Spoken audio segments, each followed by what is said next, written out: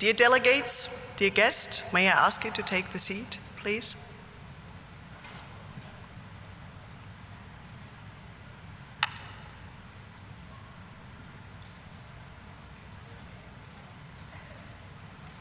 Dear delegates, distinguished guests, I welcome you all to this Friday keynote plenary session. My name is Daniela Kleinschmidt. I'm from the Swedish University of Agricultural Sciences, and I'm the coordinator of IUFRO Division 9, Forest Policy and Economics. I do have the great honor and the great pleasure to moderate this Friday keynote at this IUFRO World Congress here in Salt Lake City. To let you know what you can expect in this next hour, I would like to briefly introduce our keynote speaker. She will give a half-an-hour speech, and afterwards you will have the wonderful opportunity to ask some questions. This keynote is devoted to the nexus of forest and people. This issue gained during the last decades increasing attention in IUFRO. It is covered by a specific thematic area of IUFRO strategy, and it is reflected as well in the title of this conference: Sustaining Forest and Sustaining People. I am very proud, on behalf of IUFRO, that the one person who is an exceptional expert in this research area, with special attention to the field of people and natural resources, and people's, and in particular women's, health and forest, kindly accepted to give this keynote speech. Carol Colfer. Carol is affiliated with CIFOR. She has focused on gender studies for many years and later on mainstreamed this into other issues when she worked on criteria and indicator for sustainable forest management, adaptive collaborative management, which she has led for 4 years, questions on decentralization and devolution, and landscape management and health. In the last years, Carol devoted her work again to gender questions, where she has produced an impressive number of articles and books. Carol is as well a visiting scholar at Cornell University, where she as well works on gender-related studies on Asia and Africa. Carol did her PhD in anthropology at the University of Washington. During her scholarly career, she worked for and at many different organizations all over the world.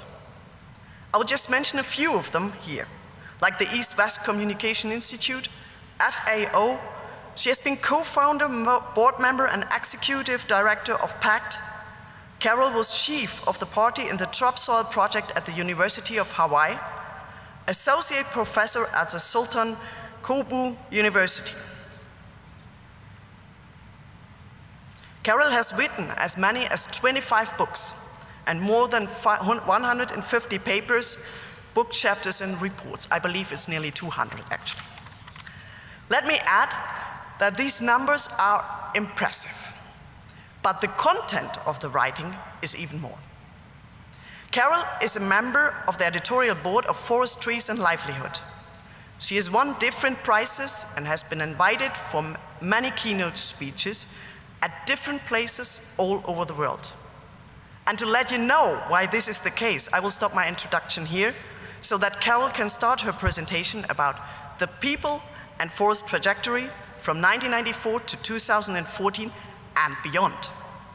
I'm sure that you are as excited as I am, and I would like to ask you to express this with a great round of applause to welcome Carol Colfer here on the stage. Carol, you're very welcome. The floor is yours.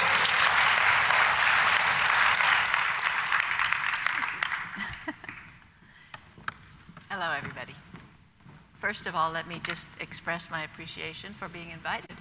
I was invited to give a talk in 2000 and I got sick, a talk like this. So I'm glad to have a chance to sort of make up for my earlier failing. As she said, I'd like to talk about people and forests and the trajectory thereof. I'll focus specifically on the years 1994 to 2014, mainly because these are the years that I have been most directly involved with the forestry world. And then I'll talk a little bit about what I expect to come next, or what I hope will come next.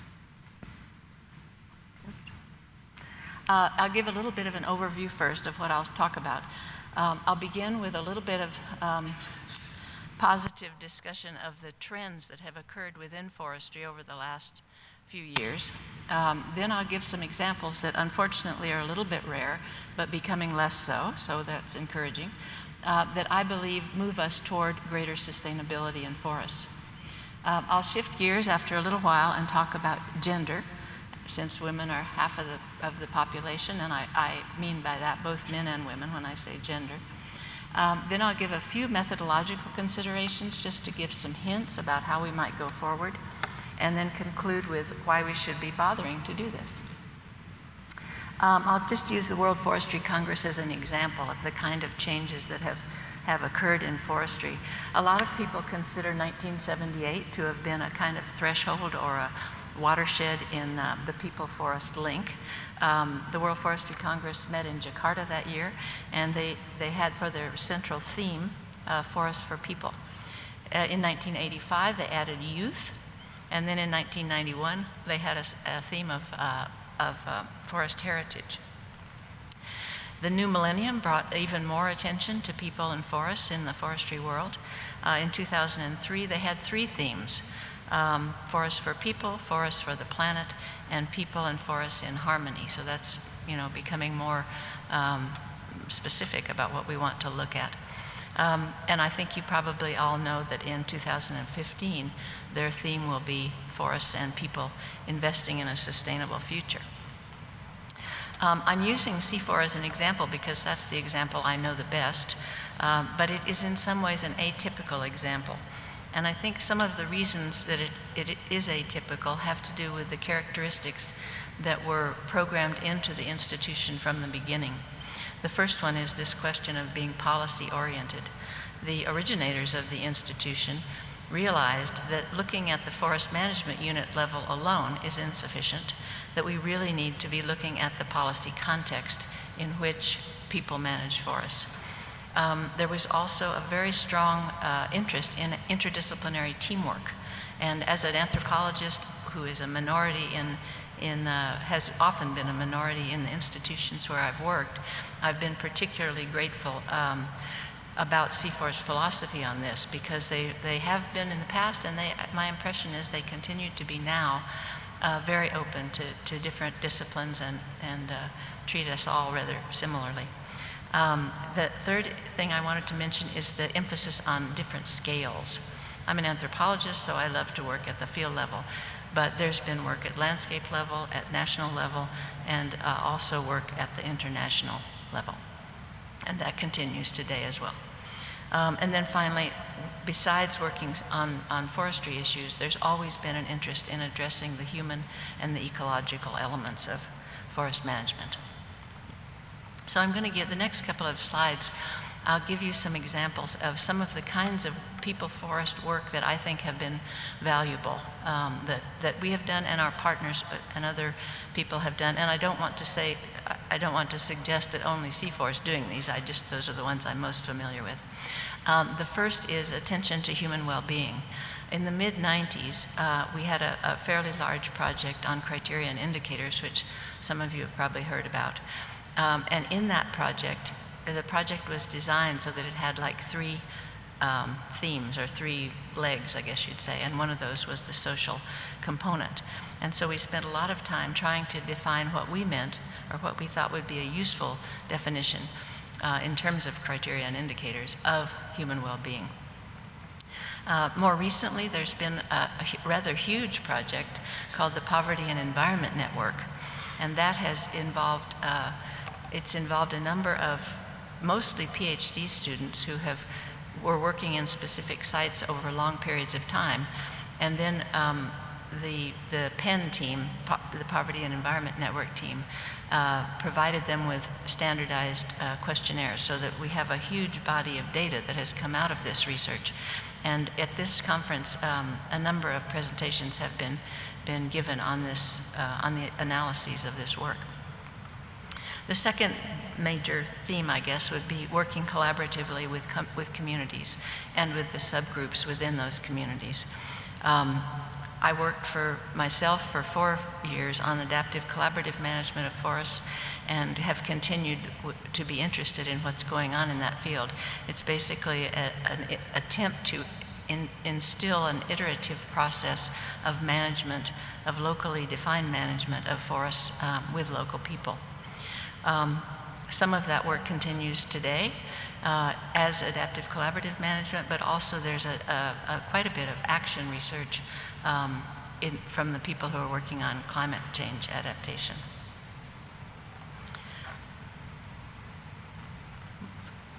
These are just a couple of pictures from our work with people in Indonesia. The vertical one is from Sumatra, the horizontal one is from Borneo. We've also been interested in people's knowledge. So whether you call it indigenous knowledge or indigenous technical knowledge or indigenous ecological knowledge, whatever. One of the reasons we were interested in the adaptive collaborative management work was we thought that would provide a framework for incorporating indigenous knowledge more effectively into more formal management efforts. The non-timber forest products work is also very dependent on people's knowledge. When CIFOR started working on NTFPs in the late 1990s, there wasn't a lot of information available about which products were used in what areas and by whom. And so they did I think, quite a good job of sort of starting the ball rolling on that issue and building very much on what people knew about those products. And I think that remains very important today because, as the ecologists themselves readily admit, we don't know very much about these plants and animals. And then the last one I wanted to mention was a focus on power relations. There are huge power differences between ethnic groups very often, and certainly within gender groups. And so we've tried to look at that. That's been a more recent focus, and I think we need to do more of that, as I'll explain later. And then the last one I wanted to mention were the decentralization and devolution studies. In the mid-2000s, there was a recognition that many, many countries were decentralizing their governments. And we wanted to know what are the impacts of those decentralization processes on local people, and how is that affecting their lives. So we did a fair number of such studies. These are just some examples of trying to involve officials in our work. The vertical one is at the village level, and the horizontal one is a group of district level officials, both again in Indonesia, which is where I lived a long time, so a lot of my pictures are from Indonesia.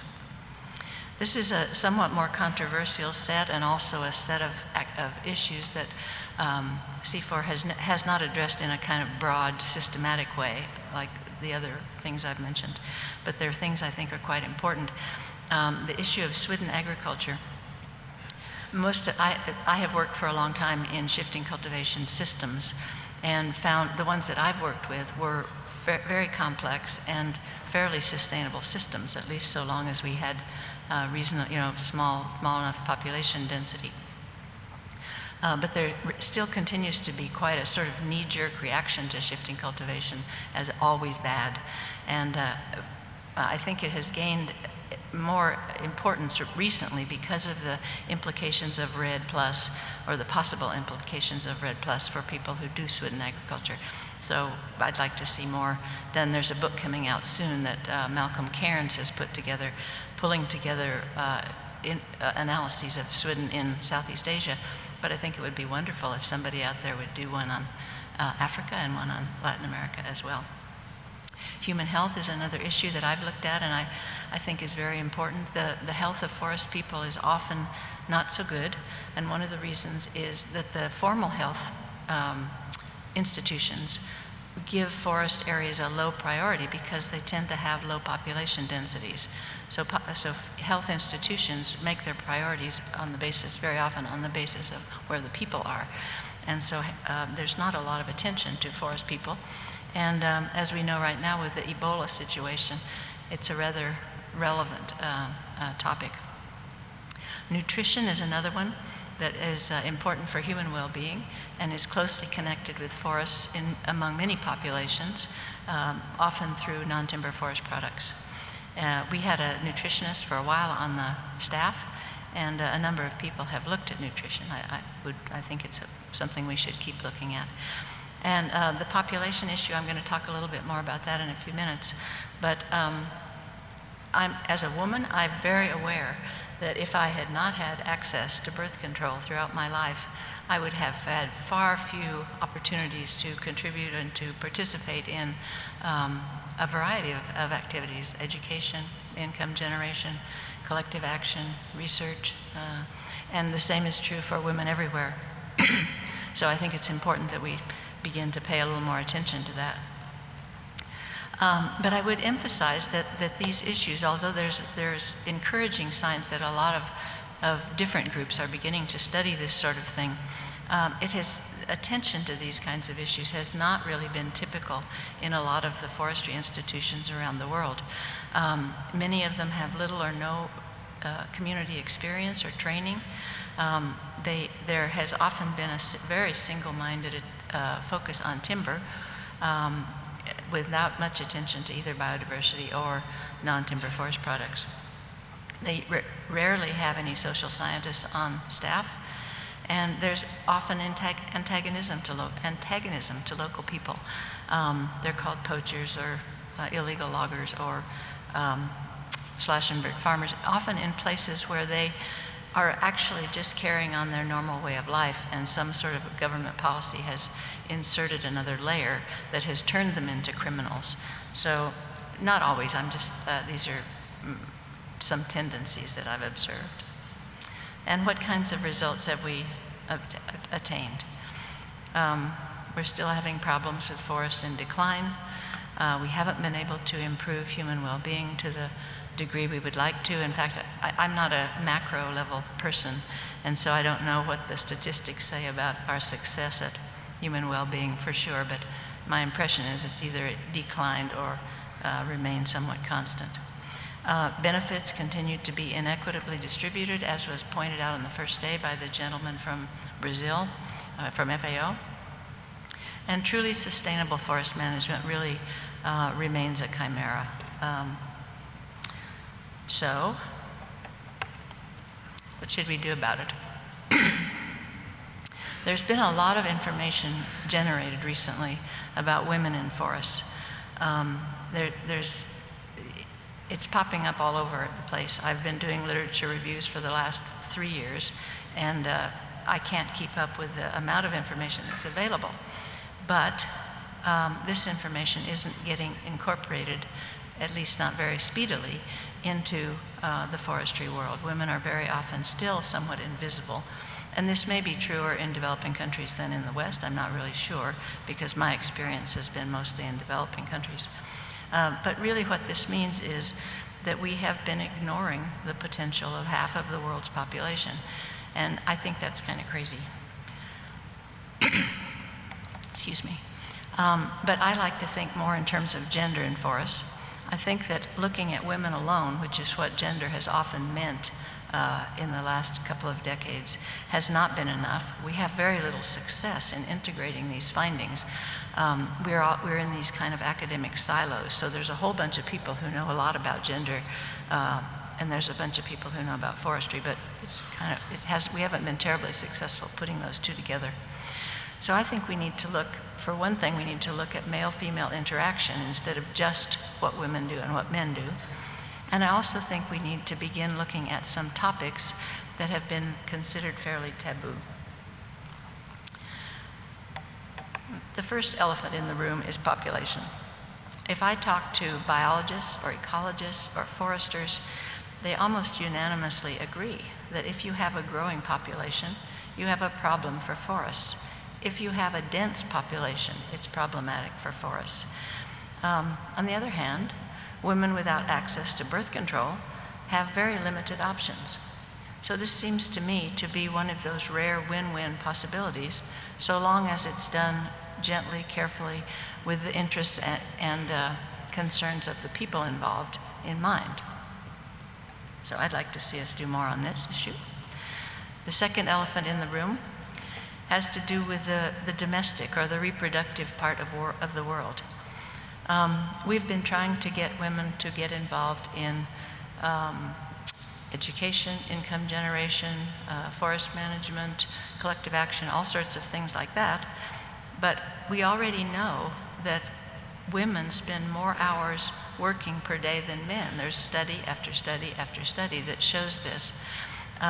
And there's been very little attention to the idea that we really need to do some juggling within the household about the responsibilities for childcare and other sorts of domestic responsibilities.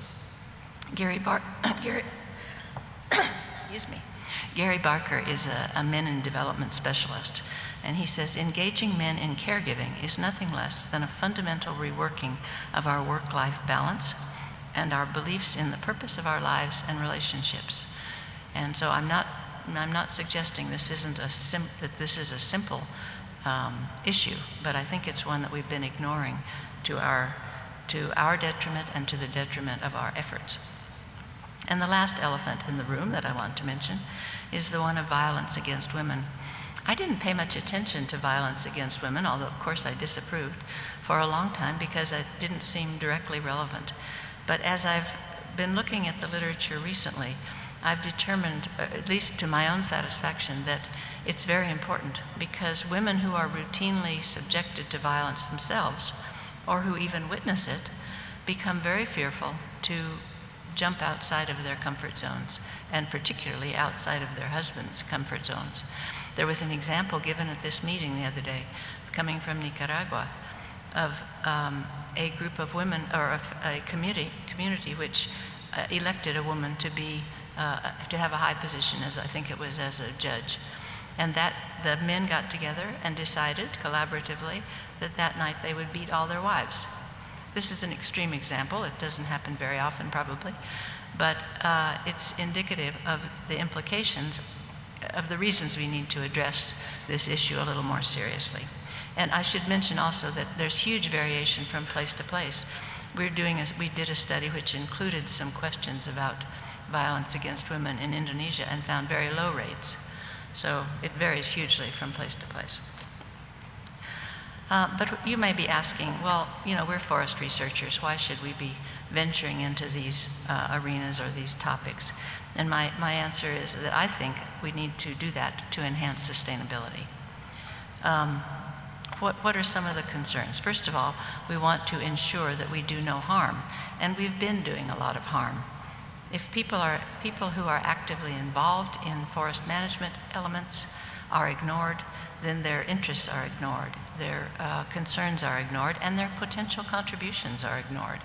So I think that's one thing. We want to strengthen people's motivations and interest in maintaining and improving forests. And one way to do that is probably by making more equitable distribution of benefits. And then the last one I wanted to mention is this question of catalyzing people's creativity. Many people who do not deal with communities focus on communities as problems, but they also represent reservoirs of human capability that really we could be building on and using in a positive way. So just to get a little more specific about how we might incorporate gender considerations into our work, this is a picture of a meeting we had in Tanzania where Wangari Maathai gave a wonderful, inspiring talk. I just thought I'd put her in there because she was pretty inspiring. First of all, we have to remember that these issues they're I put methodologically complex, but actually it's just methodologically different. You cannot study many of the things that are important from a gender perspective with conventional experimental designs. Yesterday I heard Jack Putz talking about how he couldn't figure out how to do an evaluation using those same kinds of approaches, and that's doubly true of anything to do with gender. These three concepts that anthropologists use a lot are quite important for looking at gender. The definition of a culture from my point of view is a complex whole. including knowledge, belief, art, morals, law, customs, and other learned capabilities and habits. This is an old definition, and you can find somebody found 300 definitions of culture once, so you can take your pick.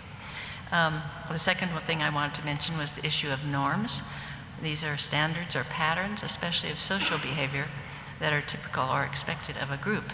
If it's expected that women not go out into the forest or that they stay in their home, this has serious implications for involving them in forest management.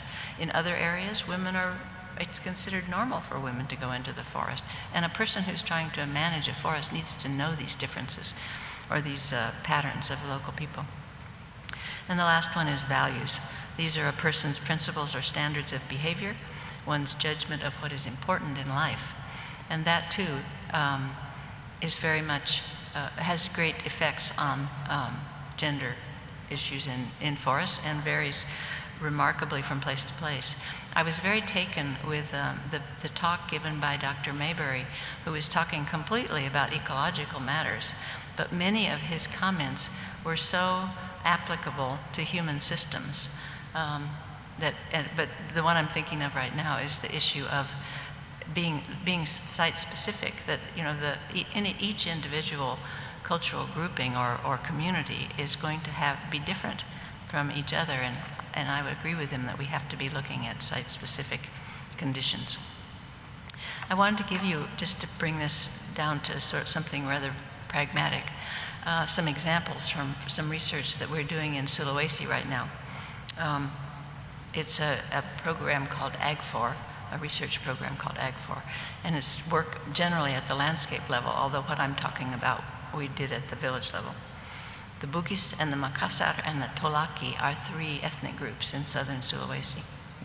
Among the Bugis and Makassar, there's a very strong sense of the concept of honor.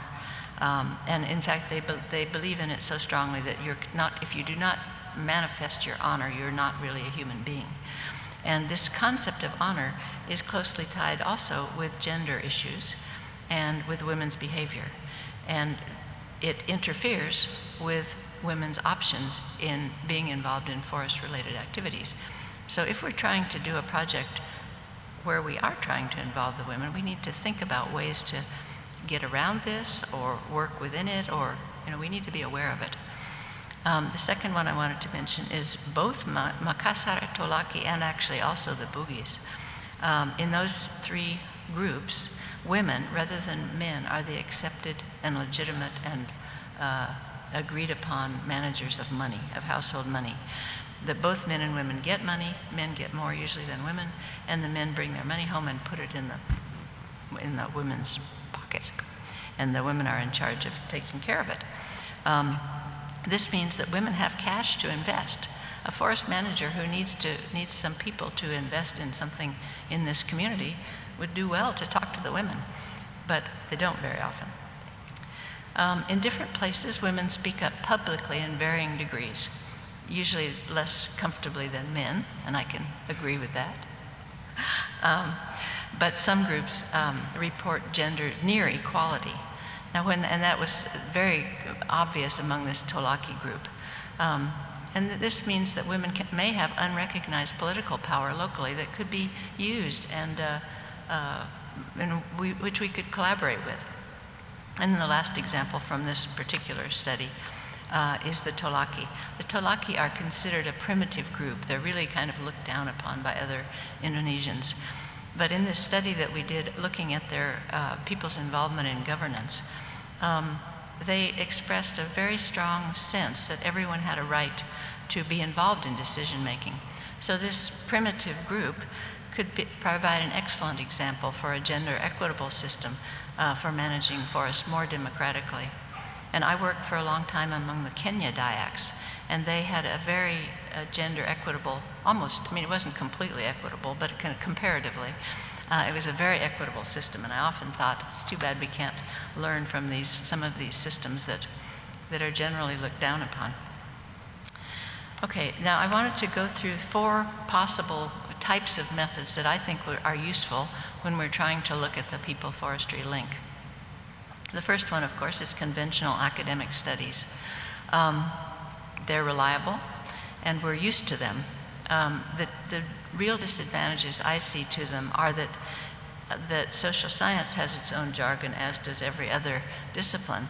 And when my husband, who's a biologist, picks up by accident my American anthropologist, his eyes roll because the jargon is so different and so strange to him.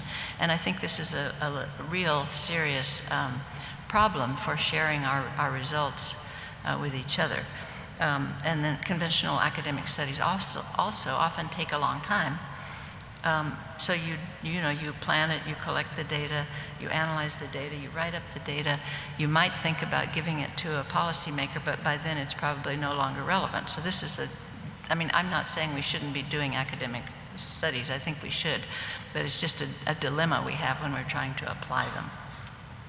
Participatory rural appraisal solves the timing problem, and it's excellent for exposing policymakers to rural realities, including gender realities. But it can provide really misleading results. So we have to be a little skeptical of the results we find from such approaches. These are the two approaches that I like the best. The first one is ethnographic approaches, and again, this one has the disadvantage also of taking a long time, but it does allow us to gain holistic approaches and a holistic view rather, and reliable information on a variety of topics relevant to gender and other things. I put that it should be by people who are trained in the method, however, because there does seem to be a misunderstanding among a lot of people that you can do ethnographic research in a 3-day visit or hanging out in the bar for a couple of weeks. It really takes, if you're a stranger to the place, if you're new to a place, you should really figure at least a year because you want to see the whole seasonal cycle. If you know the area, you can get away with a few months, but it's not a real fast, simple method. And then the fourth, I guess it's the fourth approach I wanted to encourage people to take is the participatory approaches, again by those so trained. This allows researchers to learn and build on the interests, the goals, the knowledge, the capabilities, all these important things that we need to know about people and that differ from place to place. So to me, that's really one of the most useful approaches that we can take. In some ways, I almost think it's the only approach we can take because I really become convinced that it's really quite impossible to develop standardized solutions and just pass them out. I think things are going to have to be tailored to locations, and I do know that's expensive and hard, and we don't have the money for it. But sometimes we just have to bite the bullet and realize what we have to do. So in conclusion, in search of sustainability, I think we have a lot of work left to do, despite the pretty wonderful progress that we've made over the last couple of decades.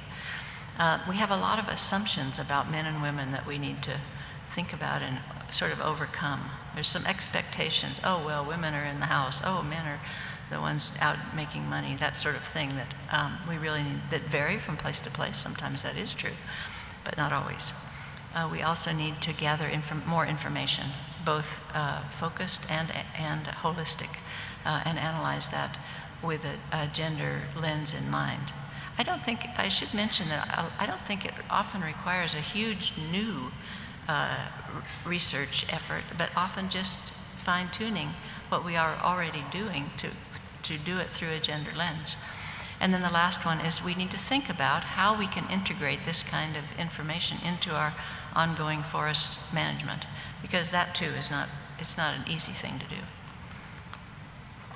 Where now arbitrary and culturally prescribed gender roles have inordinate power to determine and preclude life chances for both men and women, we can and should be working toward a forest world in which women's and men's strengths, interests, and voices can structure their own lives and their interactions with forest landscapes. I think the result would be worth the effort.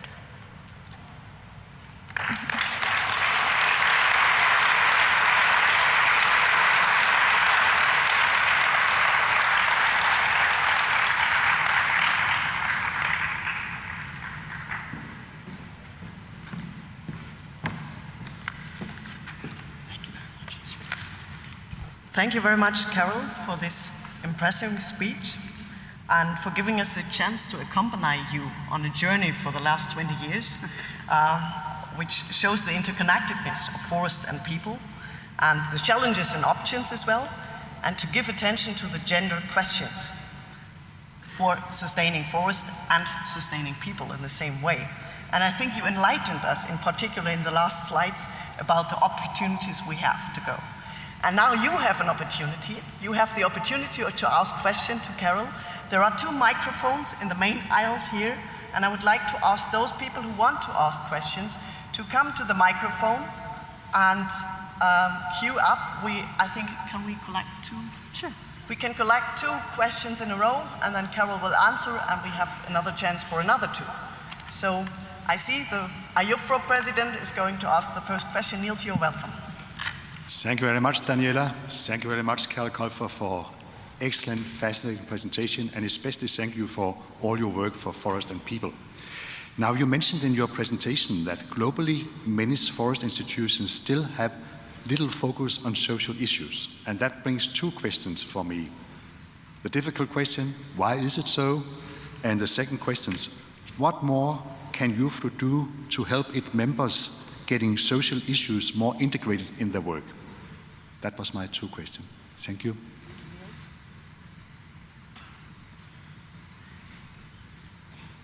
Thank you, Carol, for your speech and for your life's work. I wanted you to comment a bit on the tension between working in a participatory method and empowering local people, and then gender discrimination, if you want to call it that, where you find it. In other words, you've been saying we need to think about birth control, we need to oppose violence against women, which has to do with women's submission, but you also have this great respect for local culture. So what happens, how do we work with local cultures that have deeply ingrained gender inequality? Thank you very much for your questions. Could I ask you please to shortly introduce your name and your affiliation when you ask questions? Thank you, but now you're going to. That's okay. Why there are so few social scientists, I think, in forestry institutions, I suppose it has to do with funding and sort of tradition within the forestry world. We're all in our own silos, and forestry institutions are no exception in that regard. My understanding is that the U.S. Forest Service has actually done a very good job of including women in their institution. I heard it talk by one U.S. Forest Service employee who outlined the kind of improvements over time. And one of the points that she made, and other people have also made, is that there is a kind of tipping point when you get to 25 or 35% of the employees being women. I'm speaking of a male-dominated type context. Then you find that the women get more are able to voice their views, and I think that would also be true of social scientists in a biophysical context. What IUFRO can do, I think the things IUFRO has been doing the last few years have really been quite impressive. I noticed that there were lots of people in forest sessions available. I guess keep doing what you're doing now. Maybe, I did notice that, well, this is not very polite. Well, the first time I came to IUFRO, I noticed that all of the awards went to old white men. And so, but I did notice this time that was not the case. But I think there might be a good tendency to look for some more young and international people, and also a few women here and there.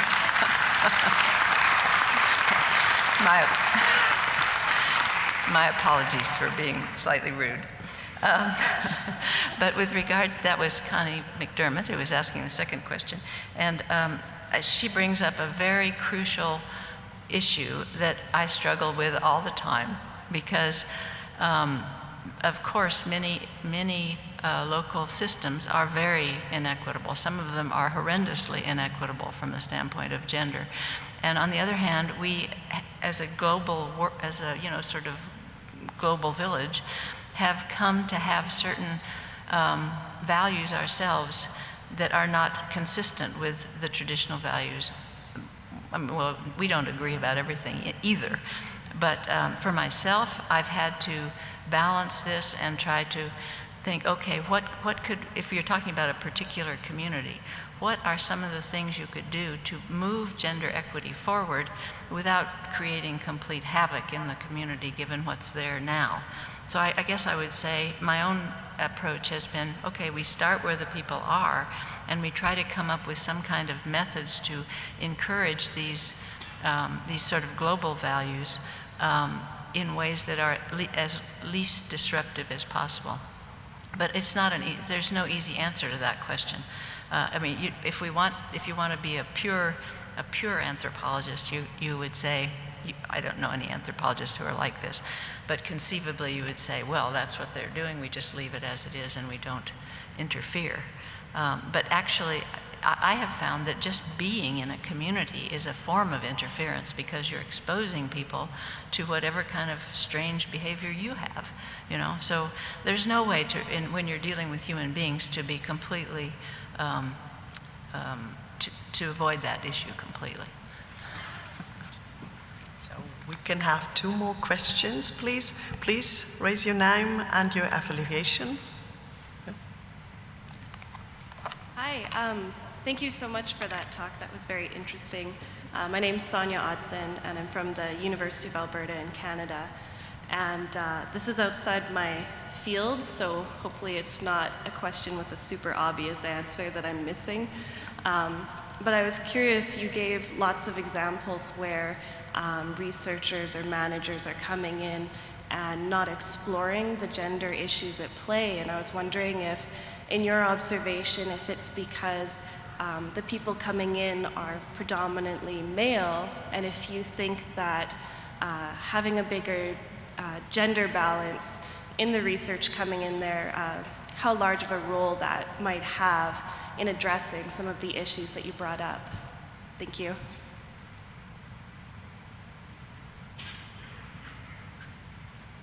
My name is Rachel Sheridan, and I'm a Peace Corps volunteer in Mexico. And my question, well, first I wanted to thank you for talking about population as an issue with conservation and also with women's rights. I think it's very taboo often, but it is, as you said, the elephant in the room. And I wanted to ask you to share any experiences where perhaps you've seen communities that have tried to address population and perhaps incorporating men into that decision-making process, or at least into the conversation as well. I'm curious in how to actually bring up that topic on the ground. Okay. I think having a better with regard to the first question, I think having a better gender balance would help, yes. But I think it requires probably more than just having a gender balance, because gender roles women are just as stuck in our perceptions or our assumptions about gender roles as are men, unless they are trained to think about that and to consider the variation that exists in gender roles from one group to another. So I think it would help because women would have some empathy about issues like population, for instance, that men might not have. But I don't think it would be a complete solution. I think, yeah, that would be what I would say. The example, I can think of a nice example or a fun example to recount. When I was in Kalimantan, I had gone to Indonesia to work with BKKBN, which is the Family Planning Institution, and then I wound up going to do some ethnographic research. And my research was on people in forests, and it didn't have anything to do with at least the definition of the project didn't say it had anything to do with population. But I was at that point still a rather harsh feminist. And I knew the women were interested in family planning, so I figured out a way to get birth control pills to the community. Well, when this came in, And this is a comparatively equitable community, so it's not one of the extreme cases. But when we started talking about this, in the evening on the veranda, I lived with the village head, and he didn't like this idea, and I said, well, why? We had a real discussion about it, and his first statement was, well, I'm a leader, and I want to have more people to lead, and if the women stop having babies, I won't have as many people to lead. But that really turned out that his real concern, more than that, was that they make a particular kind of cake whenever they have a naming ceremony, and he wasn't going to get to have any more of those cakes if the women didn't quit having babies.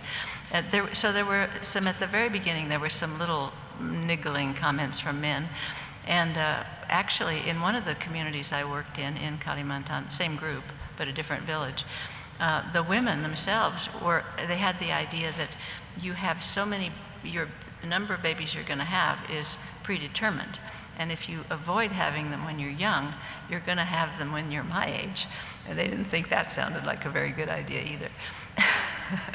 But there didn't turn out to be any, in fact, there was no significant antagonism to the idea, really. And that is the one, I have tried to help this village with small things through the years because, of course, I became very close to these people. And the only one that has been sustainable has been that birth control, that access to birth control. They've had it steadily. When I left, I trained 2 people in the things you had to do, blood pressure and stuff like that. And it's never stopped. So, anyway. Thank you, Carol. I'm Saleh from Malaysia. Hi. I'd like to congratulate you on your presentation. Thank you. My own view is this, that it is embodied in tradition, culture, and religion. That women are viewed in the context of the 3 as the lady of the house, lady of the home, who looks after the family. Fortunately, in Malaysia, we have changed that. Women are becoming a dominant gender in the whole society. In the forestry schools, the majority of students are women, are girls. In the universities, as high as 70% of students in universities are women, are girls. And the president of UFRO said, what can UFRO do? Well, Malaysia contributed by presenting the first ever woman vice president of UFRO from Malaysia, Dr. Lee Susi. Unfortunately, if I may personally say it, UFRO didn't have the courage to elect her as president. Thank you. Alhamdulillah. Sure. This would be the 2 final questions, please. I think first over there. I'm Jerry Van Clay from Australia. Carol, you've warned us that sustainable forestry exists as a chimera. And I think we've got a chimera with the issues you're talking about as well. As a scientist, I can see the benefit and fully support empowering the other half to maximise the knowledge and experience we've got on Earth. But as a traveller, I really appreciate the diversity we've got in different societies as well. So I wonder whether we should impose our values on everyone. So it's in this chimera that I think the relationship between the political and the social is really important. We know from climate change that we don't actually need more research to affect improvement with climate change. We need more engagement with politicians. More research is not the answer. It's the interrelationship between science and politics. I think it's the same in social science as well. It's the political engagement that's important. Would you like to comment on what we need to do politically to advance social development?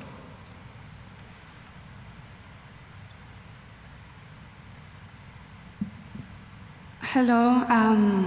Thank you, Carol, for your talk. It was very inspiring and reassuring. My name is Ana Elia. I am a PhD student at UBC Forestry in Canada. I want to ask you 2 questions that are tied one to the other. The one is, why is it that it seems to me that the majority of the people that are doing research on gender are women? What is it that men and women we are not getting about this gender research in forestry? And the second one is, can you comment a bit on why is this not only about gender, but rather gender is just one of the axes of differentiation, and we should, since the beginning, start opening our minds and thinking this is not about gender, this is about ethnicity and many other axes of differentiation. Thank you. Okay, I will begin with Jerry's comment. Well, but two things come to mind. One is that I agree that it's a political issue, but you know, politics go all the way from the international level down into the household. And so it's a political decision, at least it's a power element between husbands and wives. And so I'm not quite sure how to, you were thinking more in terms of the formal political system, correct? Well, a lot of people say that a lot of people are trying, or assuming that if we can get more women involved in the formal political process, that will make a big difference. I'm not sure that that will make a big difference. I guess for myself, I have more confidence in changing, not in the ease of changing relations within the household, but the power of doing that. I think if we could do that, then there'd be a ripple effect up. But I certainly fully support attempts to try to get women involved in politics. This project that we're doing in Sulawesi that I mentioned, I was brought in with the idea, how can we get women more involved in the governance of the landscape in that area? And you know, we're trying using participatory approaches. We're trying to involve the various politicians. It's partly an awareness raising thing. I mean, a lot of times it's not antagonism really when you talk with people, it's often just ignorance. So information is helpful. I'm not sure there's any one answer to that though. I wish I had a better one. Then you asked why women are it's mostly women who do gender studies. I think that's partly a historical thing and partly well, I'll start with the historical part. The whole gender studies issue began, or gender studies as a kind of discipline began because of a recognition that women were not being involved in agriculture, is the one I first encountered it anyway. And so it began kind of as okay, you know, we're going to stand up for ourselves. We women are going to stand up for ourselves, and we're going to provide some evidence and show that really we are involved in these fields. And so that kind of makes sense if it's women sort of defending themselves and defending other women. But as time has gone by, there's been less and less, there's been more of a concern that we really need to be looking at both men and women. It doesn't really make sense to just look at women. But of course, men's interest, because of this history, I think men have been less interested.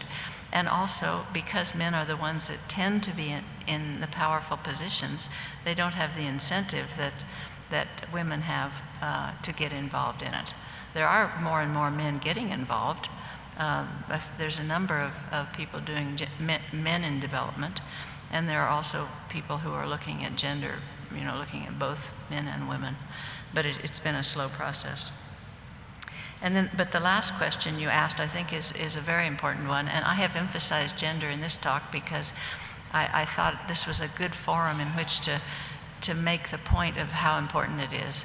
But I certainly 100% agree that we shouldn't just be looking at gender. We should be looking at the kind of cross-cutting nature of the various kinds of social differentiation.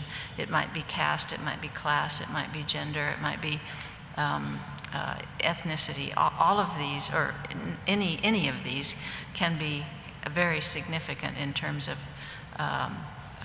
the analyses we should do.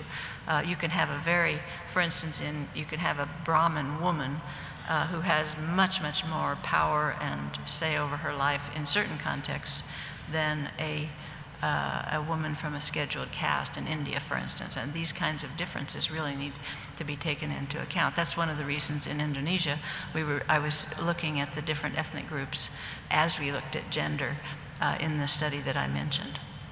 So I completely take your point. Agree with you. Thank you very much, Carol. And I would like to take the chance to thank the audience for listening so nice and for these wonderful and thoughtful comments and questions. But even more, I would like to thank you for this wonderful speech. And I think you are a powerful woman because you gave us some inspiration. And I'm pretty sure that we will carry that on in IOFRO and hope to see that in 5 years from now in Brazil. So thank you very much. And please give a grand round of applause to Carol Colfer.